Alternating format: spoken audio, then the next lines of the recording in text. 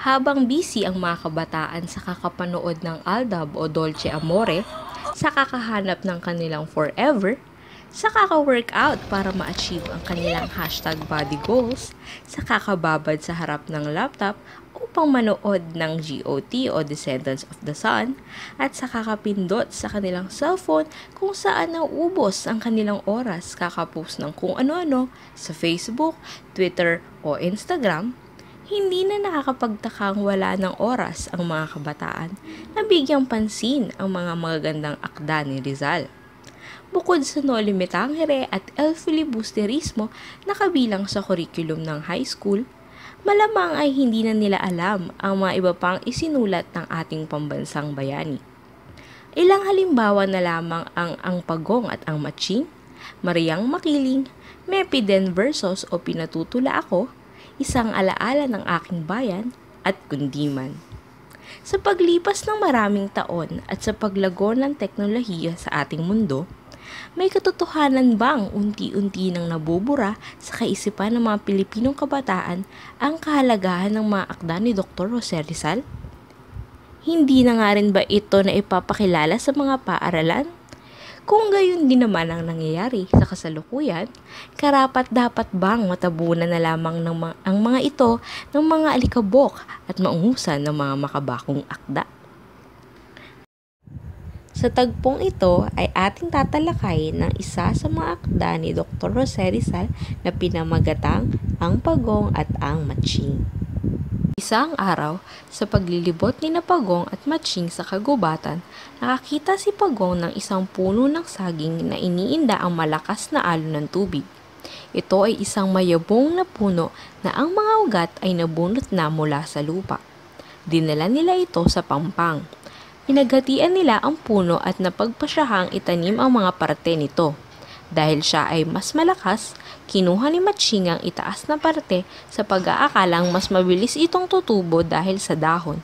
Napunta naman sa mas mahinang si Pagong ang parteng may ugat. Matapos ang ilang araw ay nagkita ang dalawa. "Magandang araw, Matching," ang sabi ni Pagong. "Kumusta na ang halaman mo?" "Abat matagal na iyong patay, ako sa iyo, Pagong."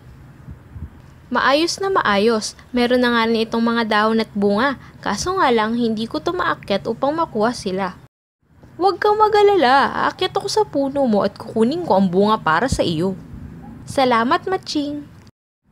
Naglakad ang dalawa patungo sa bahay ni Pagong. Sa unang pagkakataon na nakita ni Matching ang puno ay dali-dali itong umakyat dito at nilantakan ang mga saging.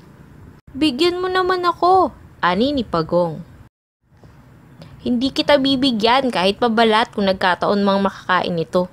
Umumbok ng gusto ang pisngi ni Matching dahil sa mga saging. Dahil dito ay nagplano ng paghihiganti si Pagong. Pumunta siya sa ilog at namulot ng matutulis na kabibe. Nilagay niya ang mga ito sa palibot sa puno ng saging at pagkatapos ay nagtago sa isang bao. Nang bumaba ang Matching mula sa puno ay nasugatan ito. Hinanap niya si Pagong at nang makita niya ito ay pinapili niya ito ng gagawin sa kanya. Tinanong niya kung dudurugin ba siya nito o ibabato sa tubig. Pinili ng Pagong na durugin na lamang siya dahil takot daw siyang malunod. Dahil dito ay naisip ng Matching na ibato si Pagong sa tubig. Nagulat na lamang si Matching nang makitang walang kahirap-hirap na lumalangoy si Pagong sa tubig habang pinagtatawanan siya.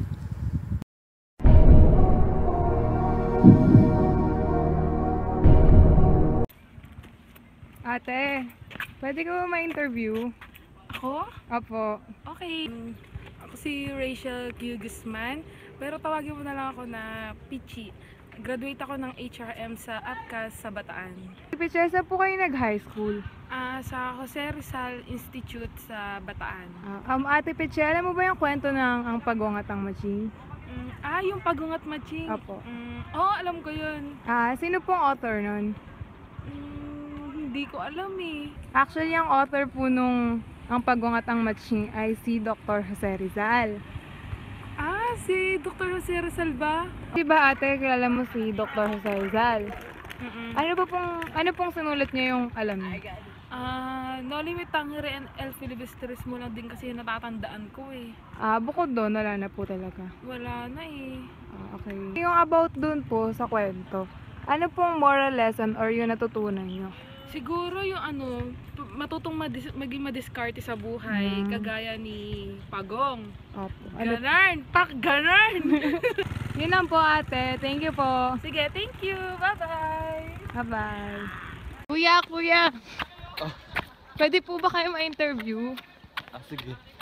Ako si Daniel Santos, third year college in FEU Kuya Daniel, saan po kayo nag-high school?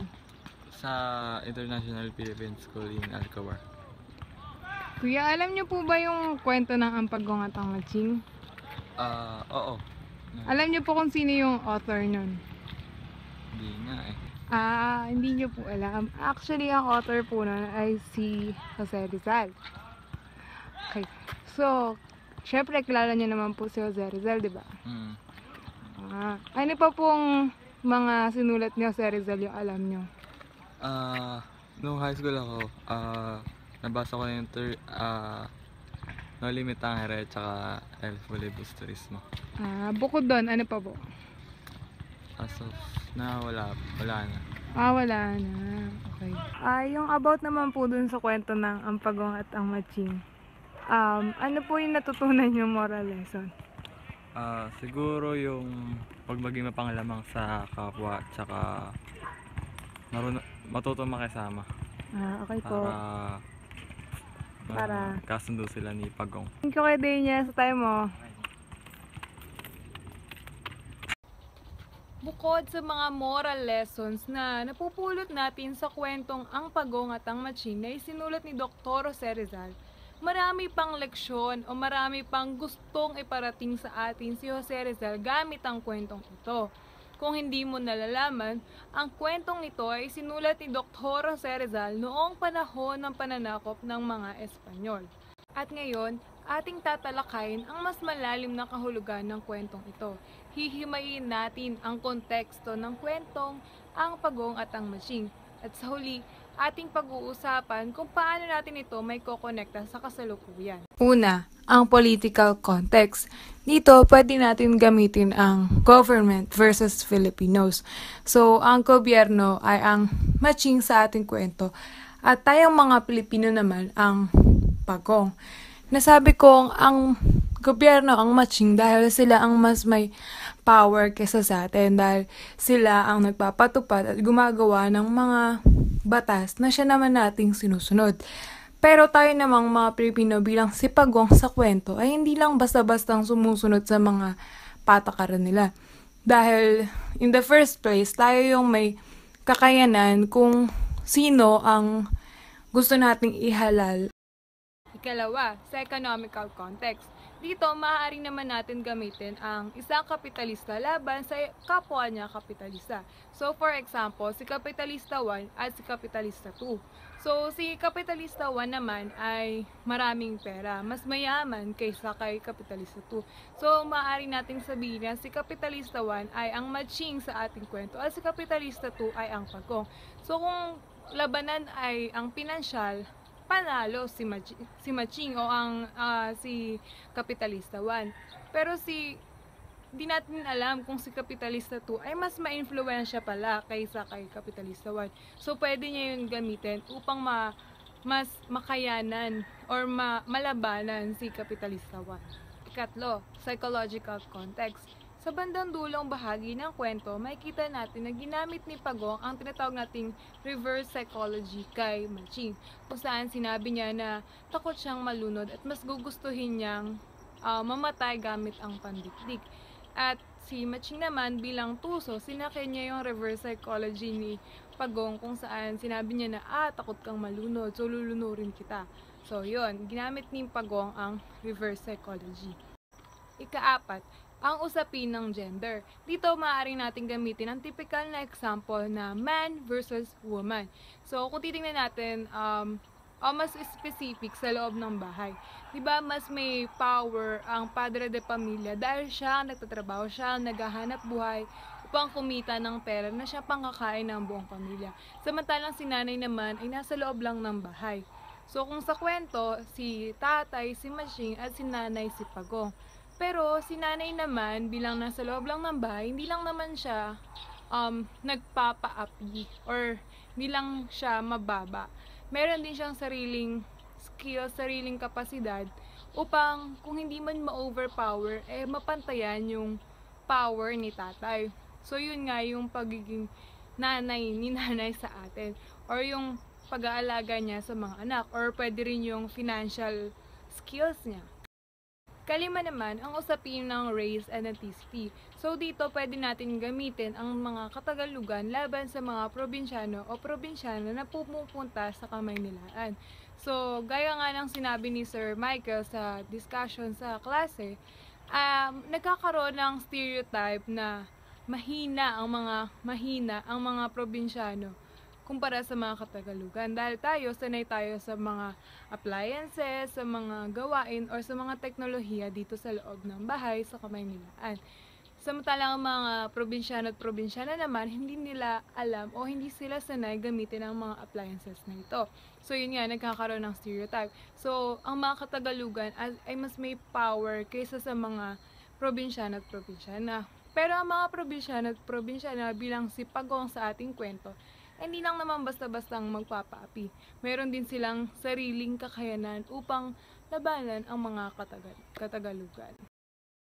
Kaanim naman ang social context. So dito pwede natin gamitin ang mga nakakatanda laban sa ating mga kabataan. So dahil nga ang mga magulang natin ang siyang nagbibigay sa atin ng pera upang mag-aral, upang makakain at magkaroon ng maayos na tirahan, sila yung mas may power kaysa sa atin. Pero tayo, mga kabataan bilang ang Pagong sa kwento, meron din naman tayong sarili nating kapasidad upang labanan or ma-overpower ang mga magulang, which is actually mali. Pero yun nga, for the sake of explanation, pwede nating sabihin na tayo mga kabataan, pwede tayo magloko or meron tayo sarili na nating way upang ma-overpower ang mga matatanda. So, ang ikapito at ang huling konteksto ng kwentong ito ay ang historical context. Ito na nga yung sinasabi ko kanina na gustong iparating sa atin ni Jose Rizal. So gaya nga na nasabi ko kanina, isinulat ni Dr. Jose Rizal ang kwento ng ang Pagong at ang Matching noong panahon ng pananakop ng mga Espanyol sa Pilipinas. So, ang gustong iparating ni Jose Rizal sa ating mga Pilipino bilang si Pagong sa kwento na naaapi ng mga Matching o ng mga Espanyol ay tayong mga Pilipino hindi lang basta-bastang nagpaapi sa mga Espanyol.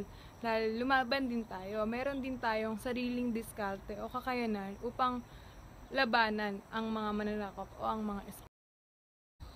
At kung atin namang ikokonekta sa kasalukuyan ang kwento, maaari natin gamitin ng mainit na balita tungkol sa South China Sea issue, kung saan naglalaban ng Philippines versus China, kung sino ang dapat magmay-ari. So, recently nga, ipinalabas na sa mga balita, sa mga newspaper kung sino ang nanalo, which is tayong mga Pilipino. So, kung i-relate natin siya sa kwento, ang Philippines ay ang Pagong at ang China naman ay ang Matching. Ang China ang Matching dahil sila ang mas may financial capacity, sila ang mas may technological power kumpara sa ating Pilipino. Pero in the end, tayong mga Pilipino ang nanalo. Pero hindi pa dyan nagtatapos ang kwento. Sa kwento ni Rizal, maaaring lumaban ulit ang Matching pagkaahon ni Pagong at dun nagtuloy pa rin yung enkwentro. Ngayon naman ay tumungo tayo sa akdang pinamagatang Mariang Makiling. Naniniwala ka ba sa multo? Meron kasi akong alam na kwento tungkol sa isang binibining nababalot ng misteryo. Sinasabing ang binibining ito ay nakatira sa bundok ng Makiling. Walang nakakaalam kung ano ang kanyang pangalan, kaya pinangalan na lang siyang Maria. Maraming nagkukwento tungkol sa kanya, subalit ang sabi ay nawala na siya. Nasaan na nga ba si Maria Makiling? Nasubukan ko nang umakyat ng bundok. Umaasa mabighani ako sa dalagang naninirahan sa Makiling. Ngunit hindi ko siya nakita sa masukal na kagubatan.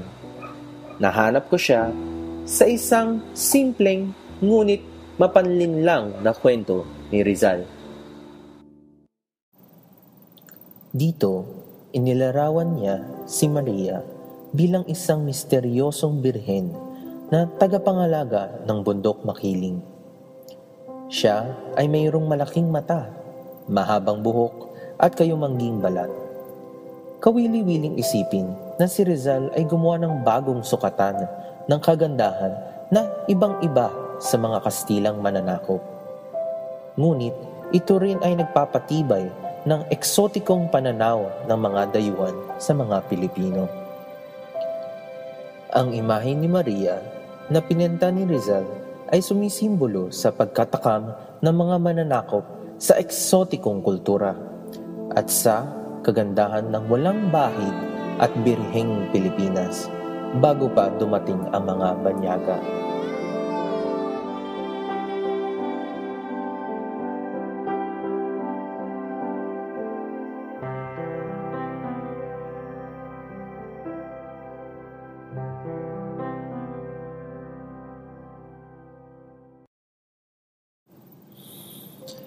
Ang paglahad ni Rizal sa kwento ni Maria ay binubuo ng iba't ibang karanasan ng mga lokal na naninirahan sa kanayunang ito. Nagsimula ang kwento tungkol sa mga ngasong nagtangkang hulihin ang baboy na alaga pala ni Maria. Sa kanyang pagtugis sa hayop na ito, nakilala niya ang dalaga na siyang nag-imbita at nagpakain sa kanya sa tahanan nito. Binigyan niya rin ang lalaki ng luya upang gawing sangkap sa pagluto. Ngunit nang napagtanto ng lalaki na masyado nang itong mabigat, itinapon niya ang ilan dito bago siya makauwi. Nagsisi lamang siya nang makita niyang naging ginto pala ang luyang binigay sa kanya ng dalaga. Ang luya ay sumisimbolo sa kultura ng mga Pilipino na hinayaan nating burahin at talampalasin ng mga Kastila.